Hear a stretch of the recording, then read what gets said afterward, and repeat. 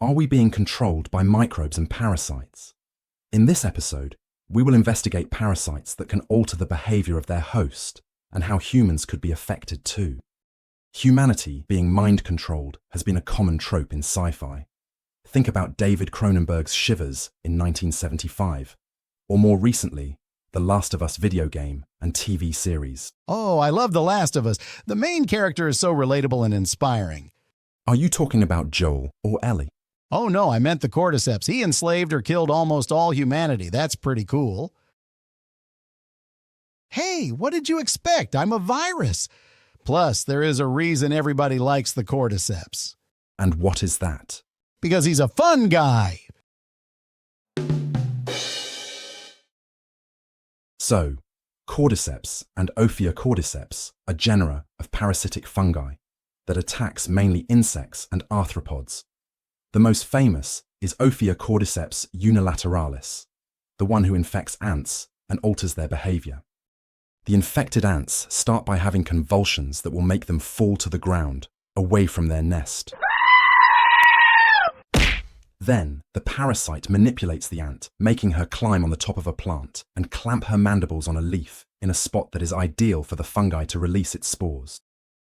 So, I looked for more examples, and parasites that modify the behavior of their hosts are actually quite common.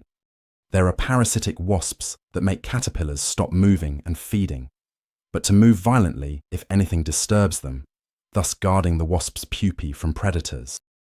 The emerald cockroach wasp stings its prey twice, the first time into a ganglion that paralyzes the cockroach, just long enough to sting a second time, much more precisely in the insect's brain. As a result, the roach becomes docile, and the tiny wasp can walk it using its antenna as a leash. I'm in danger!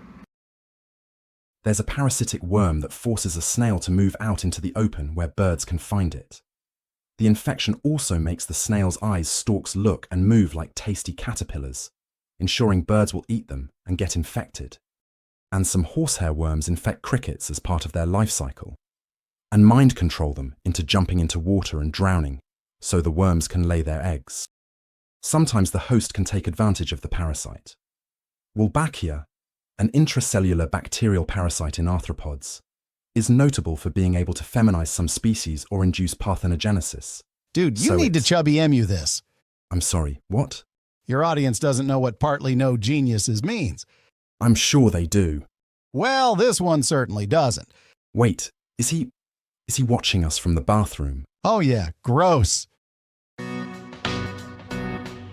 Parthenogenesis from Partheno, which is Greek for destroyed building, and Genesis, a rock band from the 80s. It means a female can have babies without male. So, as I was saying, Wolbachia can feminize or induce parthenogenesis on its host, so it can spread by infecting the eggs. Some species of woodlice develop the ability to control the infection and thus decide if an egg will be male or female. It's sometimes to the point that species have lost their female chromosome and only rely on Wolbachia.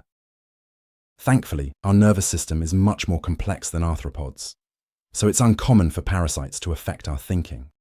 That doesn't prevent us from influencing humans. Why do you think we make you cough?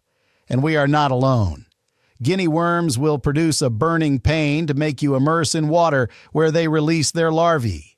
Pinworms will make your butt itch so that you spread their eggs after scratching. We also know that rabies can make hosts salivate and become more aggressive, so that they transmit the disease by biting. And Toxoplasma gondii makes infected rats take more risks, so that they get eaten by cats, and it may impact humans too. Studies have shown that infected students are more likely to start ventures and have a higher risk of traffic accident. It also increases the odds of developing schizophrenia. We should also mention the microbiome. We need more studies on the subject, but we already know that in Drosophila, some gut microbes can influence the fly's food preferences to match their own needs. They can also produce toxins that affect the host's mood and increase the levels of dopamine and serotonin. Damn, now I can't help but worry that some parasites might be controlling us. Nah, that's nonsense. Maybe we should test our world leaders. just to be sure they are not in the pay of viruses or parasites. Dude, as I said, don't worry about that. You are absolutely right. That would be crazy.